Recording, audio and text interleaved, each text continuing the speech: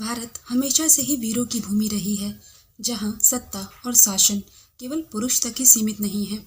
जब भी ऐसी परिस्थितियां उत्पन्न हुई हैं, जहां अपने राज्य और मातृभूमि की सुरक्षा की बात आई है, तब जब विपत्ति के समय का फायदा उठाकर दूसरों ने उनके राज्य पर आक्रमण किया, तब उन्होंने अपने निजी दुख को भुलाकर अपनी प्रजा और अपने राज्य के लिए सेना का नेतृत्व किया। जी हाँ, हम बात कर रहे हैं भारत की उन साहसी और महान स्त्री शासकों की, जिनके बारे में हमें स्कूल और कॉलेज में अधिक नहीं बताया गया है।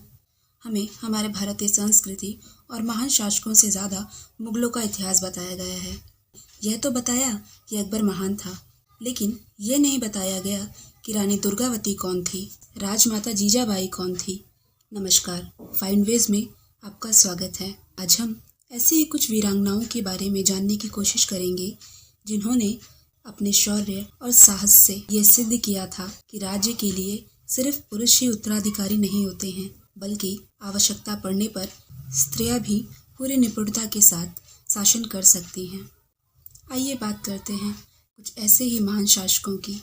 प्रभावती गुप्त, जिन्हें भारतीय इतिहास की प्रथम महिला शासक के नाम से जाना जाता है। ये सम्राट चंद्रगुप्त द्वितीय की पुत्री थी, जिनका विवाह वाकाटक के नरेश रुद्रसेन द्वितीय से 380 ईस्वी में हुआ था। इनके दो पुत्र थे, दिवाकर सेन और दामोदर सेन। 390 में रुद्रसेन की मृत्यु के बाद प्रभावती गुप्त ने 20 वर्ष तक अपने राज्य पर शासन किया और अपने बच्चों के राजा बनने तक राज्य संभाला। उस समय किसी महिला का शासक होना अकल्पनीय था। रानी प्रभावती के शासनकाल में ही उनके बड़े बेटे दिवाकर सेन की मृत्यु हो जाती है। जब इनके छोटे बेटे दामोदर सेन 410 ईस्वी में परवरसेन द्वितीय के नाम से गद्दी पर बैठे, प्रभावती गुप्त परवरसेन के शासनकाल के लगभग 25 वर्ष तक जीवित थीं और उनकी मृत्यु 75 वर्ष में हुई थी। रानी रुद्रमा देवी का जन्म 1559 में काकतीय राजवंश में हुआ था। इनके पिता का नाम गणपति देव था। यह काकतीय वंश के एक महान राजा थे, लेकिन इनकी कोई पुत्र संतान नहीं थी, बल्कि 2 पुत्रियां थीं। इसीलिए गणपति देव ने रानी रुद्रमा देवी को एक राजकुमार की ही तरह पालन पोषण किया और उन्हें युद्ध की सभी कलाओं में निपुण किया। अपने पिता की मृत्यु के बाद रुद्रमा देवी ने ही शासन किया। रुद्रमा देवी ने रुद्रदेव बनकर मात्र 14 वर्ष की आयु से ही शासन करना आरंभ कर दिया था, लेकिन एक स्त्री शासक होने के नाते कई पड़ोसी राज्यों ने इसका विरोध प्रकट किया, जैसे देवगिरी के यादव, कलिंग के गंगू और तमिलनाडु के पांडु। उन्हें एक कमजोर शासक मानते थे, परंतु उन्होंने डटकर चुनौतियों का सामना किया और यह साबित किया कि वे पुरुष उत्तराधिकारी से कम नहीं थी। अपने शासनकाल के दौरान अपने राज्य में उन्होंने कई शिलालेख में अपने पुरुष नाम का ही उल्लेख करवाया था। रानी रुद्रमा देवी का विवाह चालुक्य वंश के वीरभद्र से हुआ था। यह विवाह उनके पिताजी द्वारा कराया गया था। क्षेत्रीय गठबंधन के लिए राजनीतिक विवाह था। से उनकी 2 पुत्रियां थीं, लेकिन राजा वीरभद्र की मृत्यु के बाद पड़ोसी राज्यों ने एक बार फिर विरोध प्रकट किया और हमला कर दिया, जिसे रानी रुद्रमा देवी ने अपने साहस और सूझबूझ से शांत किया और लगभग 4 दशकों तक शासन किया। यही कारण है कि आंध्र प्रदेश के इतिहास में इसे स्वर्णिम काल के रूप में जाना जाता था। महारानी रुद्रमा देवी की मृत्यु अंबादेव से लड़ते हुए हुई, संभवतः है 1289, लेकिन कुछ लोगों का कहना है कि उनकी मृत्यु 1295 में हुई थी। उनकी मृत्यु के बाद उनकी बेटियों में से एक बेटे के पुत्र प्रताप रुद्र ने राजगद्दी संभाली।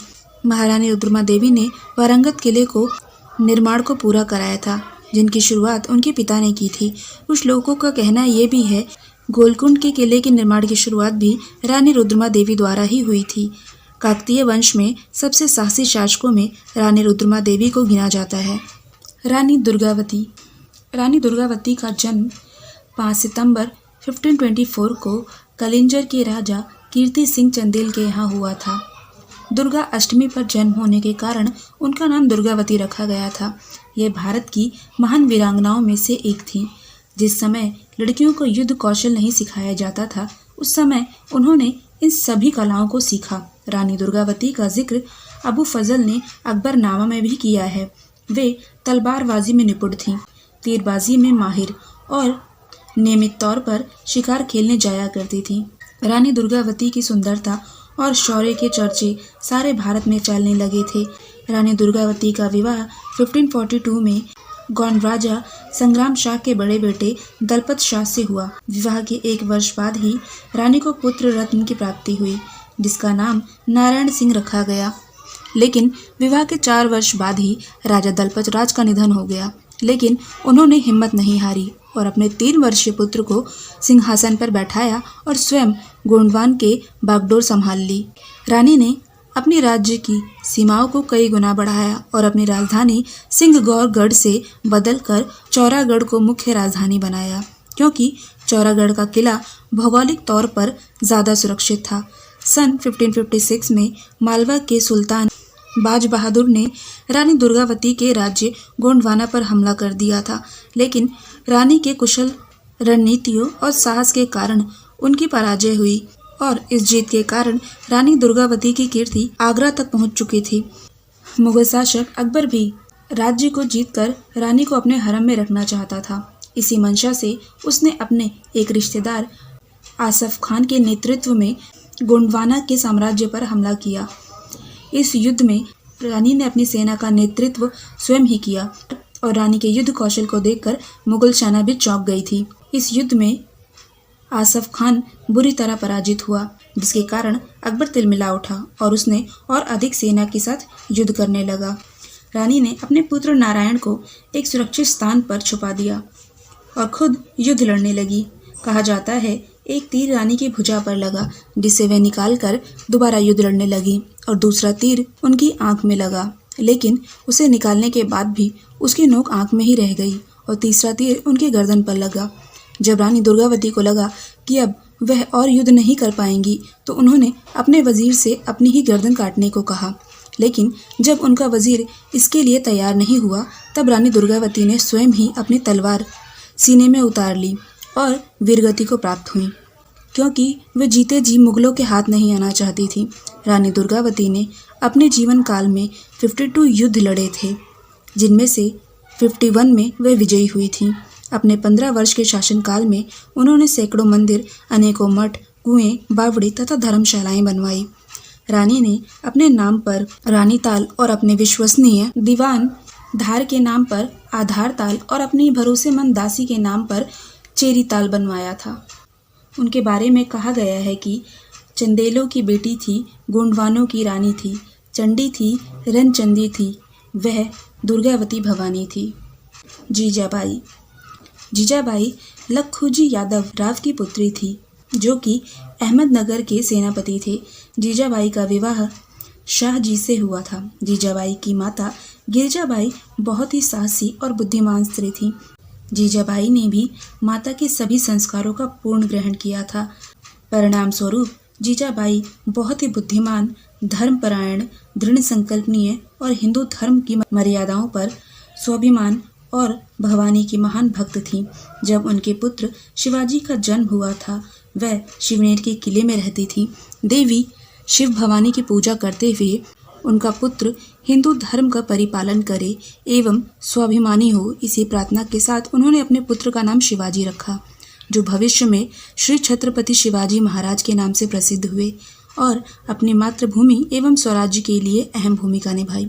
जीजाबाई पुत्र के साथ पूना के एक किले में रहती थी। श्री छत्रपति शिवाजी महाराज की वीरता भरे इतिहास भारत का बच्चा बच्चा जानता है, लेकिन क्या आप उस वीर के गुरु को जानते हैं? जी हाँ, श्री छत्रपति शिवाजी महाराज की गुरु उनकी माता जीजाबाई ही थी, जिन्होंने अपने पुत्र को सभी तरह की युद्ध कलाओं में निपुण किया था। उन्होंने धर्म, शास्त्र और शस्त्र सभी की शिक्षा देने वाली राजमाता जीजाबाई ही थी। जिस समय मुगलों का शासन भारत में बढ़ रहा था, तब स्वराज की नींव रखने वाली राजमाता जीजाबाई ही थी, जिन्होंने अंग्रेजों को गोंदाना का किला जीतने में शिवाजी को मुख्य प्रेरणा अपनी माता से ही मिली थी। अफजल खान से मुलाकात करते वक्त भी वे अपनी माता जीजाबाई से सलाह लेकर ही गए थे।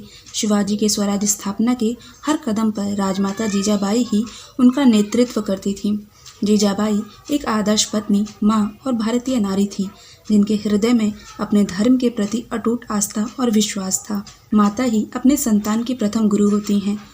किसी भी व्यक्ति के जीवन और उसके उज्जवल भविष्य के निर्माण में माता की अहम भूमिका होती है। इसी की सीख हमें राजमाता जीजाबाई से मिलती है। जीजाबाई एक अत्यंत दूरदर्शी नारी थी। उन्होंने बजाजी निमलाकर जैसे जिसने इस्लाम धर्म को अपना लिया था, सब विरोधों के बाद भी वह उन्हें अपने धर्म में वापस ले आई थी। पुत्र को हमेशा देश और धर्म की रक्षा के लिए बड़े से बड़े खतरे में भी निडरता के साथ सामना करने की प्रेरणा दी, फिर चाहे आगरा दरबार में जाना हो या अफजल खान का सामना करना हो। विपत्ति के समय अत्यंत शांत मन से त्रुटिहीन योजना बनाने के गुण शिवाजी ने राजमाता जीजाबाई से ही सीखा था। 1674 में श्री छत्रपति शिवाजी महाराज के राज्य अभिषेक के 12वें ही दिन स्वराज्य स्थापना का अपना कार्य पूरा हुआ समझकर राजमाता स्वर्ग से धार गईं। इस प्रकार इस वीर माता का जीवन काल पूर्ण हुआ। रानी अहिल्याबाई होलकर। रानी अहिल्याबाई होलकर का जन्म 31 मई 1725 में महाराष्ट्र में हुआ था। इनके पिताजी मनकोजीराव शिंदे थे, जो गांव के पाटिल थे। इनका विवाह मालवा के राजा मल्लाल राव के पुत्र खांडेराव से 1733 में हुआ था। 1745 में इनके पुत्र मालेराव और 1748 में इनकी पुत्री का जन्म हुआ था। 1754 में खांडेराव की एक युद्ध में मृत्यु हो जाती है और कुछ वर्षों के बाद उनके बेटे की भी मृत्यु हो जाती है। तब रानी अहिल्याबाई ने अपने राज्य की बागडोर खुद संभाली थी और एक निडर साहसी रानी के रूप में अपना राज्य संभाला। रानी अहिल्याबाई होलकर ने अनेकों स्कूल बनवाए, स्त्री शिक्षा पर ध्यान दिया, मंदिर मठ में इनका विशेष योगदान रहा है। काशी विश्वनाथ मंदिर में इनकी अहम भूमिका रही। कहा जाता है 1796 में रानी अहिल्याबाई की मृत्यु हो गई, जब मैं अपने जीवन के 70 वर्ष में थी। उम्मीद करते हैं हम आपको भारत की उन महिला शासकों के बारे में जानकारी दे पाए हों, जिनके बारे में आज शायद हमें स्कूल और कॉलेजों में नहीं पढ़ाया जाता है। होप आप अपने इतिहास के बारे में कुछ और अधिक जान पाए होंगे। हमारे साथ इस वीडियो में बने रहने के लिए आपका धन्यवाद।